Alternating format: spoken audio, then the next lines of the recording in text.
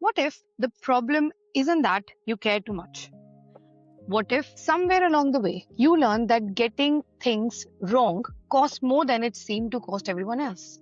And now you don't just dislike criticism, but you prepare for it. You expect it. You read it into places where it may not even exist.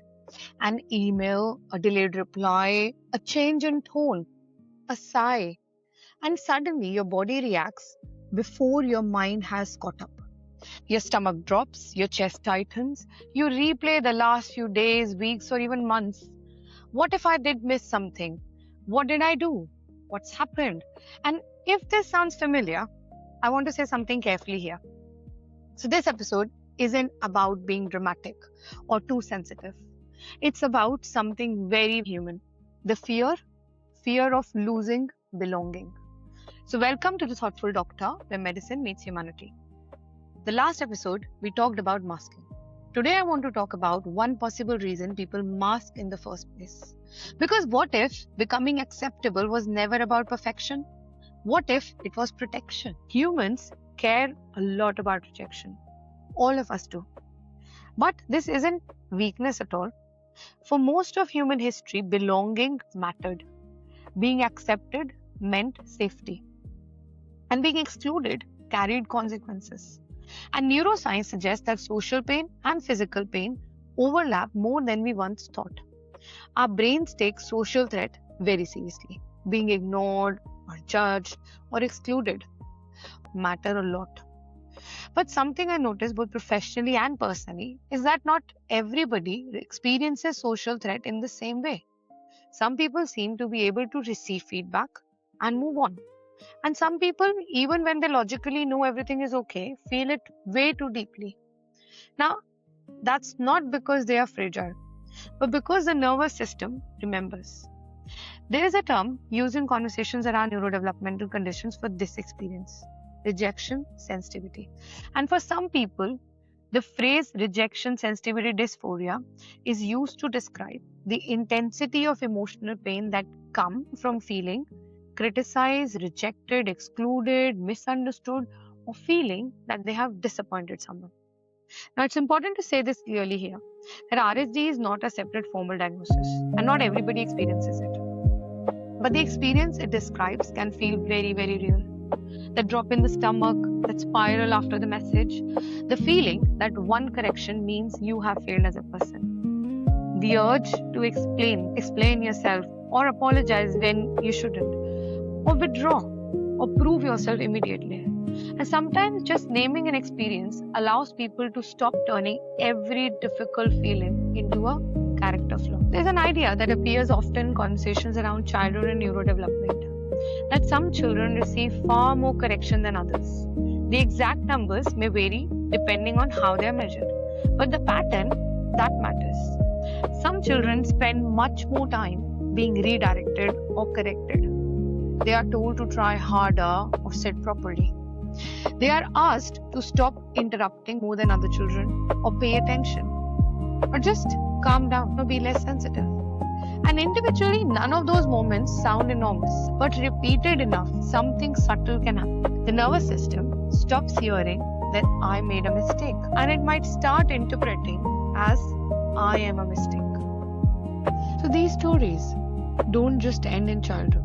They become adult lives, and the narrative our minds tell us as an adult. I remember meeting this person who I asked what was their first thought when they receive an unexpected email from their boss. He laughed immediately and said, "Oh, definitely that I have done something wrong." I asked, "Even if things are going well?" He said, "Especially then." Now, recently he had been promoted, recognized, praised, objectively doing really well. And yet his first thought wasn't that maybe this was something good. The thought was that maybe they have realized they have made a mistake. Maybe they are taking it all back. And I remember thinking how exhausting that must be, to never fully arrive, to experience success not as a safety but as a temporary permission, to constantly feel that you're one mistake away from losing everything. And I wonder how many people quietly live like this, always preparing for the moment to be found out. And perhaps the greatest cost of repeated criticism isn't just lower confidence. It's that one day you become the person who criticizes yourself before anyone else had a chance. So before your boss has said a word, you have already decided that you have disappointed them. Before someone else has replied, you have already apologized. And before anyone has rejected you, you have rejected yourself. Now, from there, I remember this girl. She was creative, she was curious, full of ideas. She loved dancing, trying new things, she loved music, painting. But there was something she found really unbearable. Someone not liking what she did, what she made, or someone criticizing it, someone not noticing her effort. So she developed a pattern.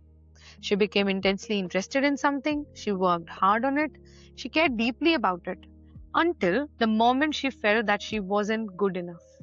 And then she left. And over time, there were many hobbies she picked up, many new beginnings, but a very few endings. Not because she lacked commitment or talent, but because trying felt vulnerable and criticism felt way too enormous. Eventually, she said that if I stop caring first, it hurts less. And I remember feeling unexpectedly emotional hearing that because it sounded so familiar. And I wondered how many of us quietly do the same, where we leave before failing, we shrink before rejection, we pretend not to care when actually we care enormously. Because underneath perfectionism, there is often protection, and underneath avoidance, there is often a hope. Underneath that sensitivity, there is someone who once cared very deeply. This is why rejection does not always look emotional. Sometimes it looks like not even applying, not even posting or texting first, not starting, or maybe it looks like apologizing or staying small when you don't need to, maybe leaving before being left, or working way too hard or never resting. Because if being wrong feels dangerous, you start organizing your life around avoiding it. And eventually you realize that you are not living, you are just managing exposure. So I want to leave you with something today. That sensitivity is not always suffering, because sensitivity means that you notice more, or maybe care more, or you attach more, which is indeed difficult, but it is also beautiful.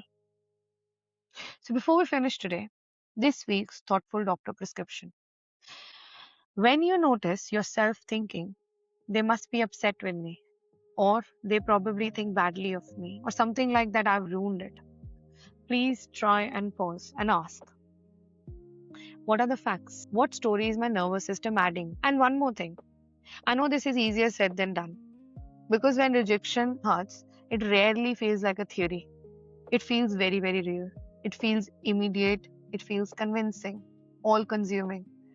So if rejection feels big, try not to ask first that why did they reject me?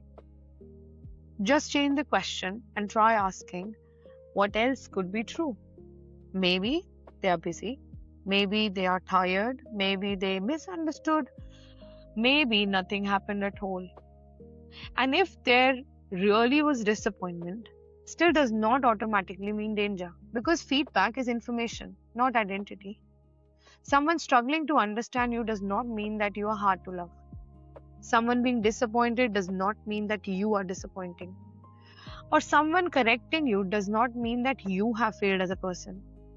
And perhaps the most important one, when rejection hurts, don't abandon yourself to earn your way back into connection. Just stay. Be kind to yourself. Speak to yourself the way you would speak to someone you love. Because sensitivity does not need punishment. It usually just needs reassurance. Maybe your sensitivity was never the evidence that you were too much. Maybe it was the evidence that belonging mattered deeply to you. So until next time, we are not failing. We are just learning something we were never taught, or we have never thought. Because the world moves fast, but understanding people and minds take time. Thank you and take care.